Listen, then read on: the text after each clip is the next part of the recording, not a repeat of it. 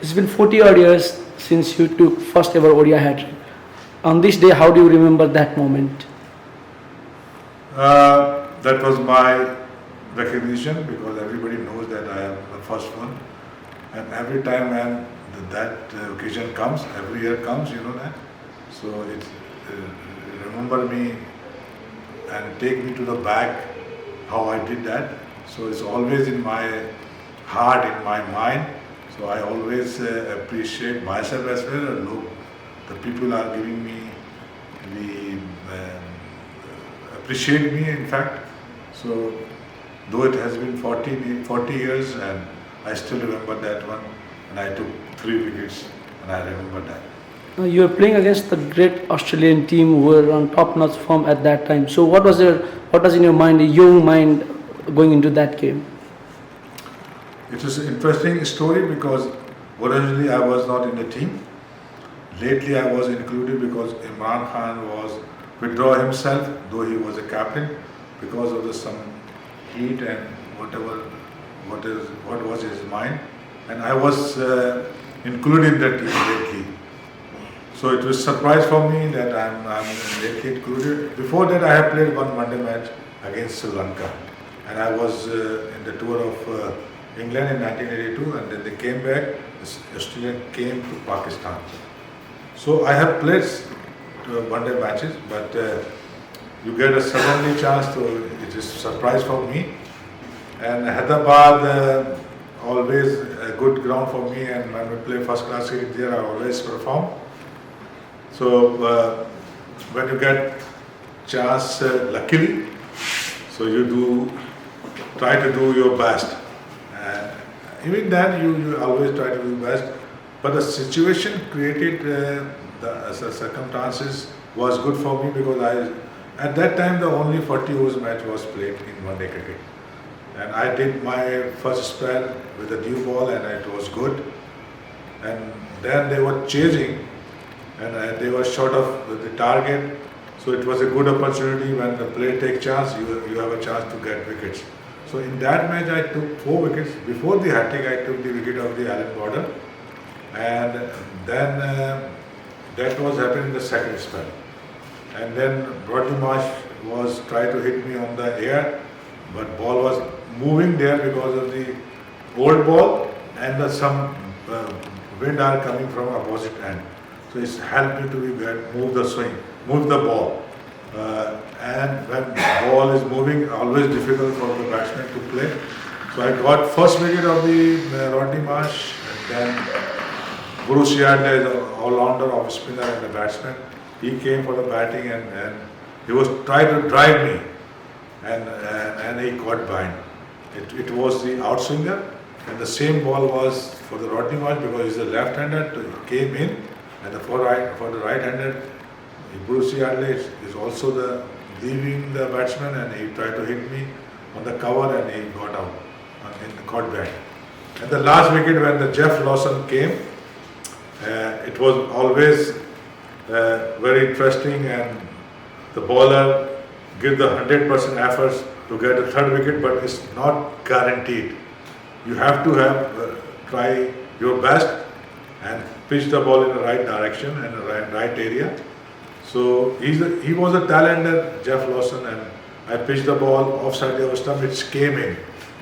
Normally last 2 ball was away bowling, but it came in because of the ball was old and he was clean bowled.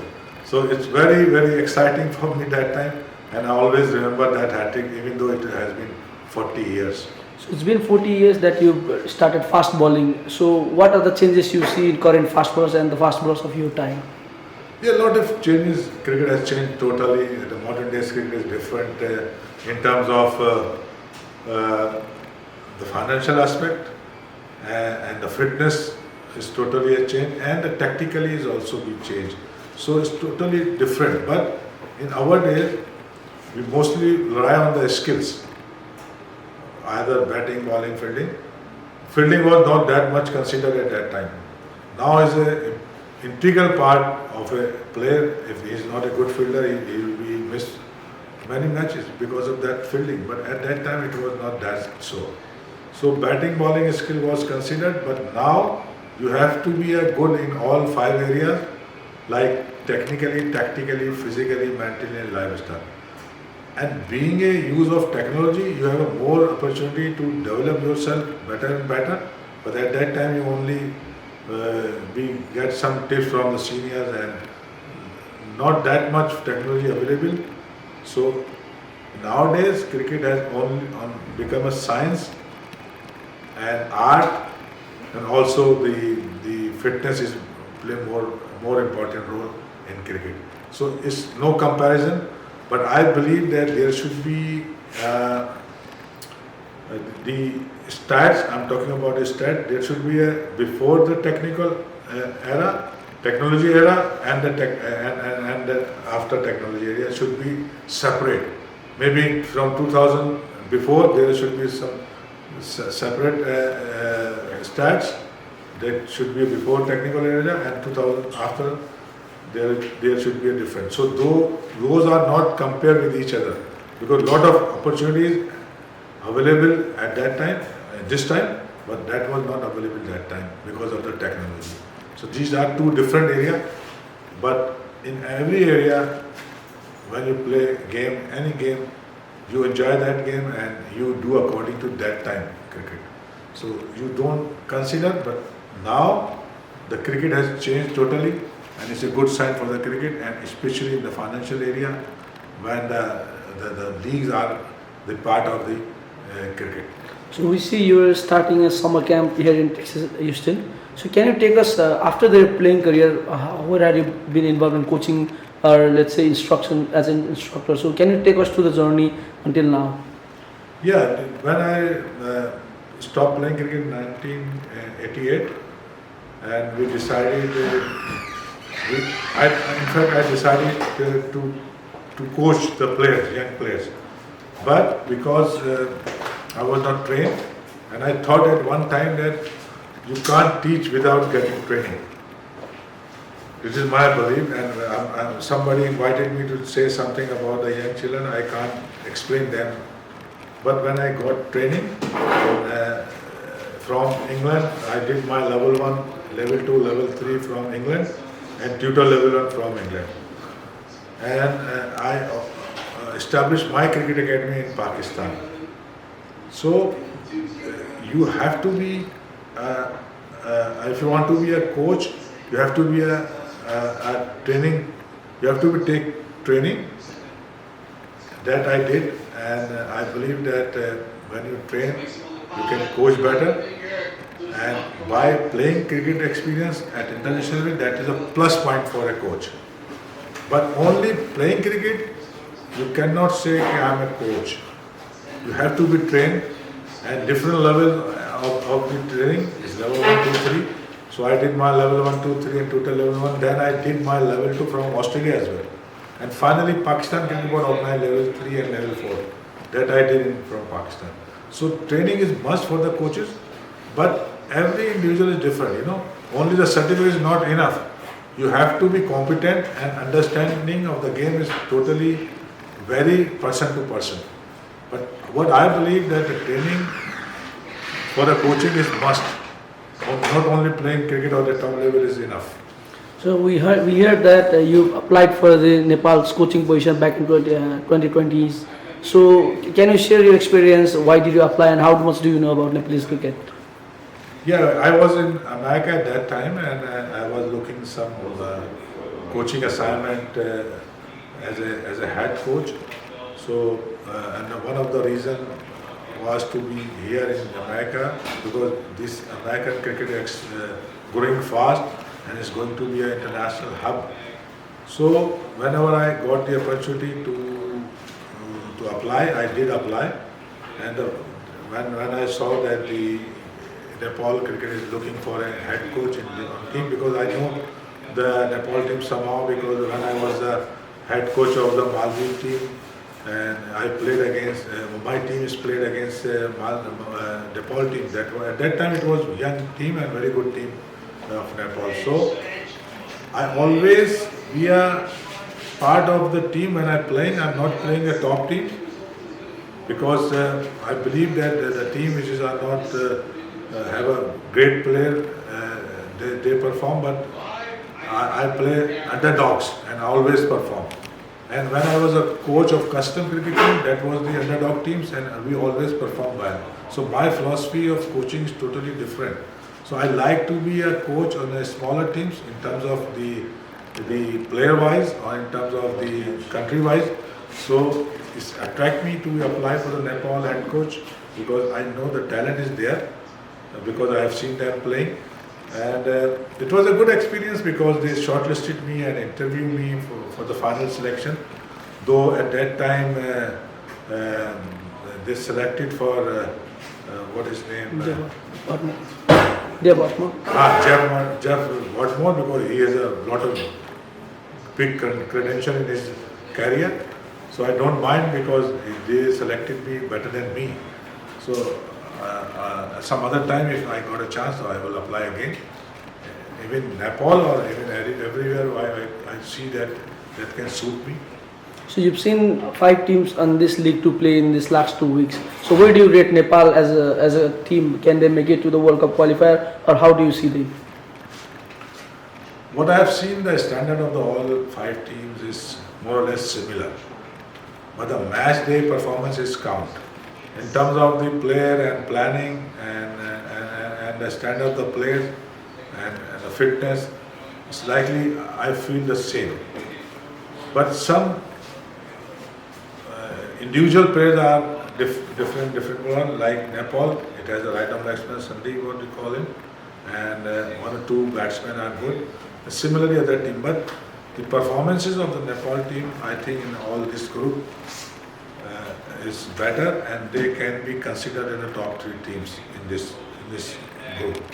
So you're currently working in USA, and we've seen a lot of your summer camp as well. The plans you've been bringing. So what's your target relating to the grassroots of US cricket? How do you expect to build this, build the environment in country where there is no people, local people know much about cricket? How do you plan to educate them? Yeah, it's very challenging here in America to develop grassroots cricket.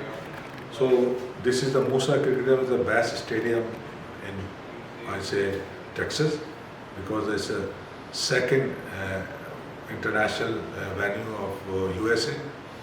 So good facilities are available here in terms of ground, turf ground, and the net area. We have a second ground as well, and the dressing room. Everything is here. So the infrastructure of the cricket is best here.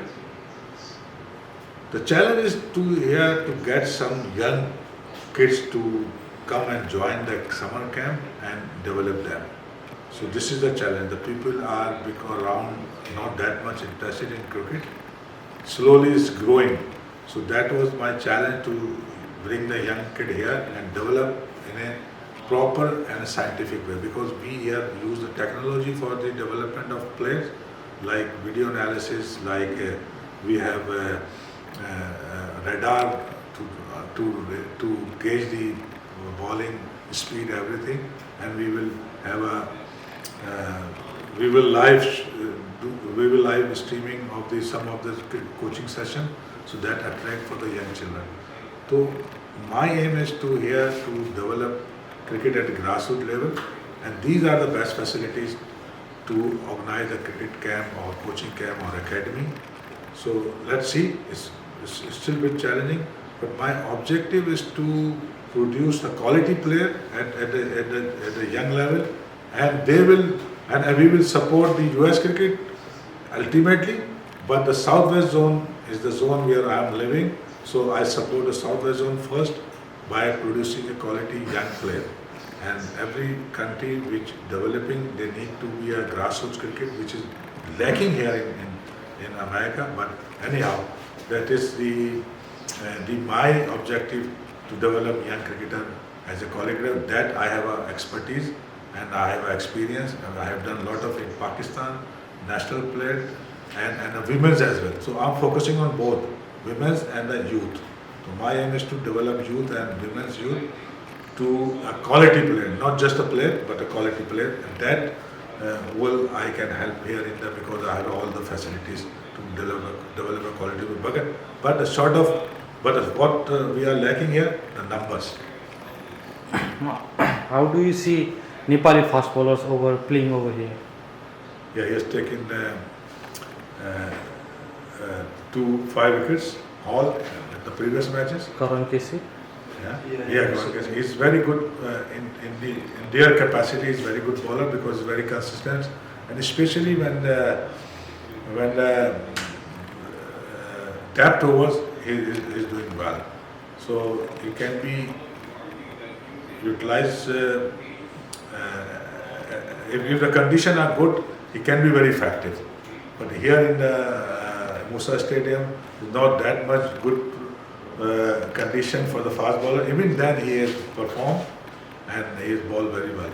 So he is very good, and the leg spin is very good. So things are coming because the team developed. It takes time. Not at one time everything is good. But one or two bowler can help the team, and one or two batsmen can win the matches. So as a whole, the team depend on not only one or two players, but every player should play a little bit role to success of the team. So that calls the team. So we are looking at in the Nepal team. I've seen that a few are players on and off. They are performing, and one or two are extraordinary. As always, every team has extraordinary players. So this is a good combination of a Nepal team. What I can say at this stage, because I've seen here in playing, but not that much in the other area of the cricket.